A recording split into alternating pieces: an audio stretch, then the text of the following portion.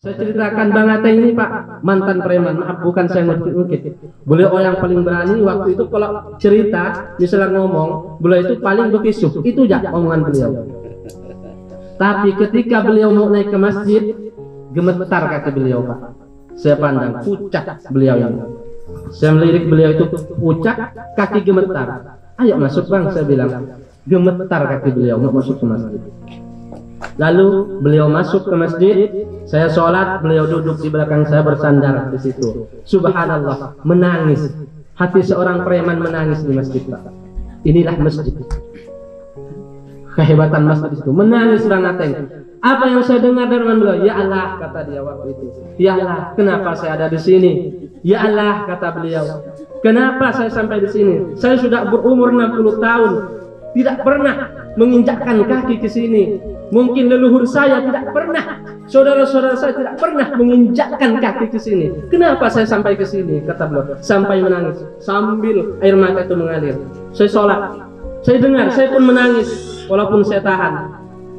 Setelah itu saya ajak turun keluar dari masjid, beliau masih meluk tiang, lalu menangis, mencium tiang. Ya Allah, apabila, kata beliau, saya ingat omongan, ya Allah, kata beliau, apabila saya bisa berubah, berubahlah. Apabila saya karena berkawan dengan orang ini bisa berubah, saya ingin berubah ya Allah. Berangkatlah kami. Dulu pada tahun 2012 saya masuk ke daerah ini sebagai seorang musafir. Saya berjalan bertemu dengan seorang bapak yang namanya Pak Ateng. Beliau asli orang Dayak, ya, asli orang sini. Beliau dulu tinggalnya di pesisir namanya Sungai Cina. Kalau dari sini masih pakai kato sekitar setengah jam, hampir 1 jam ke sana. Saya berkawan dengan beliau. Di situ saya sering cerita dengan beliau. Ketika kami lewat di pesisir-pesisir sungai, di situ saya melihat sebuah gereja yang sudah tumbuh banyak rumput di sana. Saya bilang dengan Bang Ateng waktu itu, beliau seorang Katolik. Bang, saya bilang, saya paling takut masuk suatu daerah kalau di situ sudah tidak ada simbol agamanya. Artinya, kalau daerah itu Islam, pasti ada masjid atau musola. Kalau itu memang daerahnya Kristen, itu pasti ada gereja. Jadi kalau sudah gereja tidak terurus, saya takut di daerah situ sudah tidak bertuhan.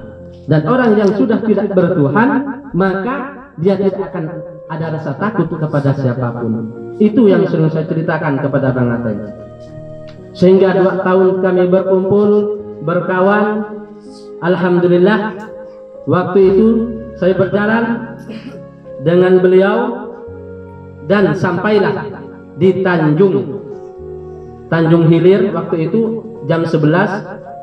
Saya bukan riak ya menceritakan, karena waktu itu saya belum sholat duha. Saya pamit, saya mau sholat duha dulu, mau singgah di masjid Kampung Dalam. Lalu beliau ikut, dan saya suruh beliau tinggal di parkiran karena takut beliau tidak mau masuk masjid. Setelah saya melangkah, lalu beliau bilang, saya mau ikut ke masjid. Boleh enggak? Boleh, saya bilang, sampai asal jangan kencing di masjid. Ini saya masih ingat itu. Beliau ketawa. Masuklah ke masjid. Setelah sampai situ, saya mau masuk, rupanya beliau di situ terpaku, tidak bisa naik ke masjid.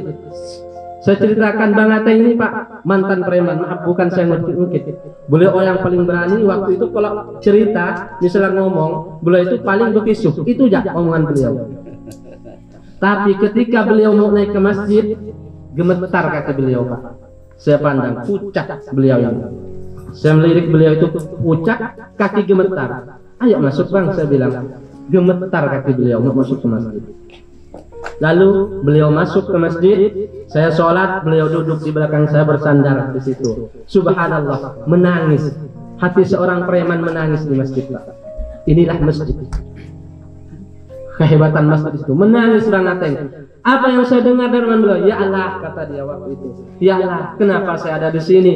Ya Allah, kata beliau, kenapa saya sampai di sini? Saya sudah berumur 60 tahun, tidak pernah menginjakkan kaki ke sini. Mungkin leluhur saya tidak pernah, saudara-saudara saya tidak pernah menginjakkan kaki ke sini. Kenapa saya sampai ke sini? Kata beliau, sampai menangis sambil air mata itu mengalir.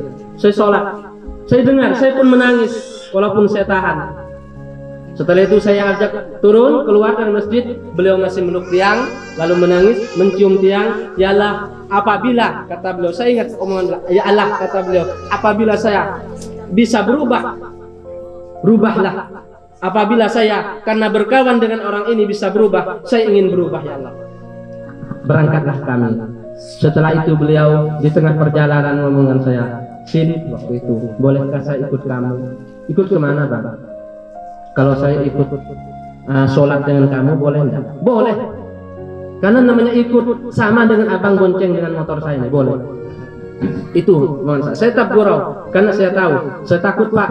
Karena dalam Islam itu ada la ikraha fiddin, Pak. Tidak ada paksaan dalam agama. Saya takut menipu Bang Ateng, merayu Bang Ateng. Namun beliau dalam beberapa hari selalu begitu, ingin ikut sholat, ingin ikut saya. Akhirnya pada hari Kamis, saya masih ingat tanggal 28 Dzulhijjah, beliau dengan saya ikut kato ke situ. Lalu saya suruh matikan kato, kami beranyut. Lalu saya tanya kepada beliau, betulkah sampai ini murni untuk ikut dengan saya? Kata beliau, betul. Lalu saya kuatkan hati saya bilang, Bapak harus mandi, Bapak harus suci, harus bersih. Bagaimana cara mandinya? Bapak harus bersyahadat. Lalu disitulah beliau menyambut saya siap. Lalu saya syahadatkan beliau. Waktu itu di situ ada musola yang sudah ditempati ayam, Pak, ya, musola yang sudah tidak dilaksanakan sholat di situ, ya sudah kurok lapuk. Dan disitulah kami mulai sholat zuhur. Setelah itu saya ngomong dengan beliau, Bang, saya bilang, di sini banyak Muslim kan Bang? Iya. Bagaimana kalau kita sama-sama untuk membangkitkan lagi agama Islam di sini? Bisa kan Bang? Oh bisa. Ayo. Akhirnya kami bersama-sama, dan di situ ada orang tua, namanya orang sepuh kita Pak Arifin. Kami ajak anak-anaknya, yuk Pak, ke musola ngaji. Disitulah kami memulai kajian Iqra di sana, sedikit demi sedikit sampai saya membuat asrama di situ. Itu berjalan 2 tahun. Akhirnya kami setiap malam Jumat ada majelis, Pak, walaupun sangat sulit tempuhannya. Dan setiap hari Jumat kita adakan sholat Jumat juga, walaupun tidak sempurna, tidak biasanya hanya tak sampai 10 orang, biasa paling banyak belasan orang. Namun ini merupakan nikmat yang sangat besar bagi kami. 2 tahun berjalan. Setelah itu saya pindah pekerjaan, dan 2 tahun itu saya jarang ke sini. Namun hubungan masih. Setelah itu beliau kawan-kawan masih memanggil saya. Waktu itu bulan puasa, ngajak takbiran bersama, Pak. Kami takbiran bersama di rumah Pak Ateng dan ngajak sholat id di rumah Pak Ateng. Alhamdulillah, karena kami waktu itu musola sudah jauh tidak ada, Pak Ateng udah pindah di sini, sholatlah id di situ kami. Untuk mimbar, kami tak ada mimbar, kursi kami pinjam dengan Pak Imis. Pak Imis ini seorang non muslim, orang tua juga. Saya pinjam meja beliau untuk duduk kita sebagai khatib di sana. Alhamdulillah, setelah selesai itu kami menangis semua, dan kami berinisiatif, bercita-cita ingin membangun sebuah masjid ataupun musola. Lalu kami bersama-sama membangun sebuah musola. Kami minta sumbangan karena kami fakir, Pak. Terus terang kami fakir, perekonomian kami sulit.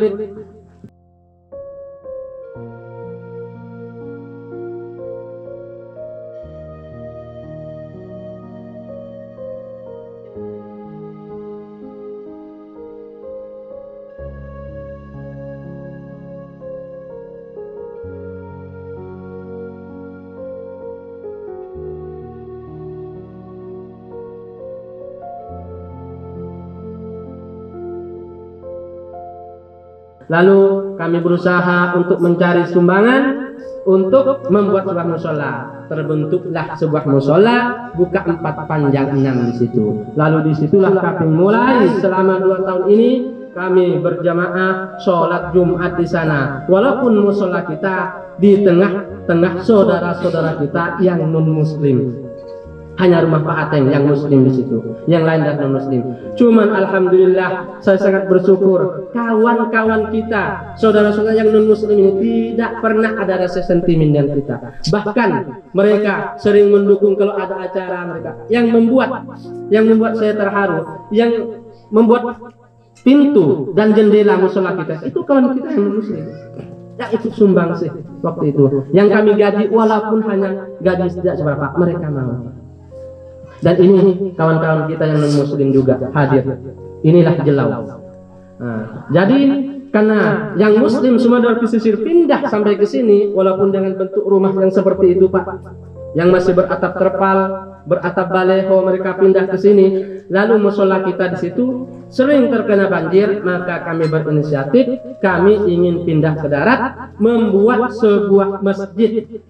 Ini cita-cita yang sangat besar, yang mungkin sulit di luar jangkauan Pak.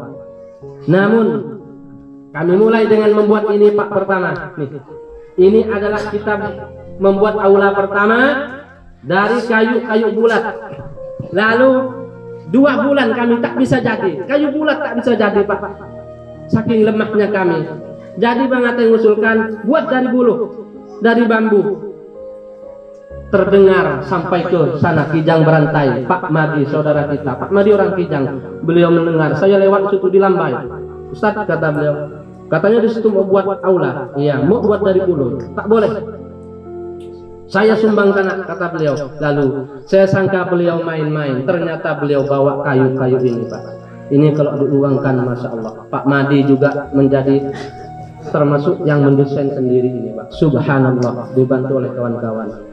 Sampai sekarang jadilah ini sebagai wadah kami sholat Jumat, sholat berjamaah, dan insya Allah tarawih di sini dan id di sini. Namun yang kami tuju cita-citakan adalah sebuah masjid bagi kami di sini. Inilah yang dapat saya syukuri, yang dapat menjadi sebuah momen bagi saya yang mungkin tak terlupakan. Dan mudah-mudahan Pak, dengan hadirnya bapak-bapak, doanya, dukungannya semuanya di sini, kita bisa membentuk masjid yang kami idam-idamkan.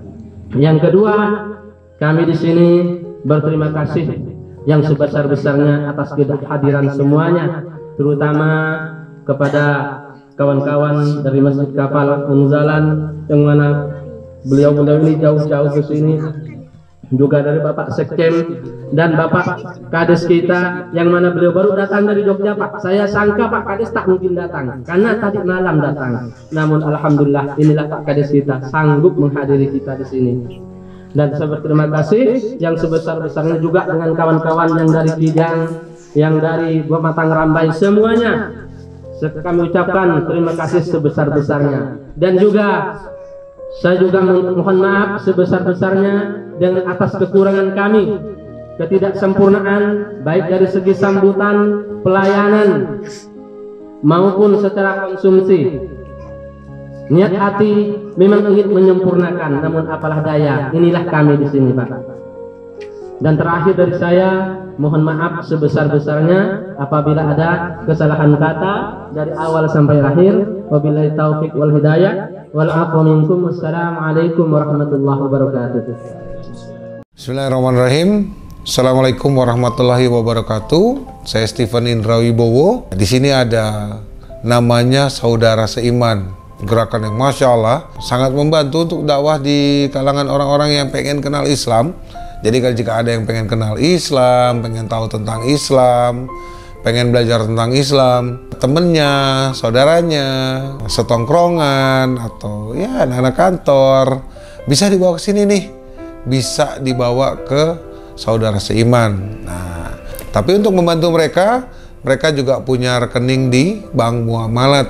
Di Bank Muamalat nomor rekeningnya 62100669911 atas nama Baitul Mal Munzalan Indonesia Saudara Seiman.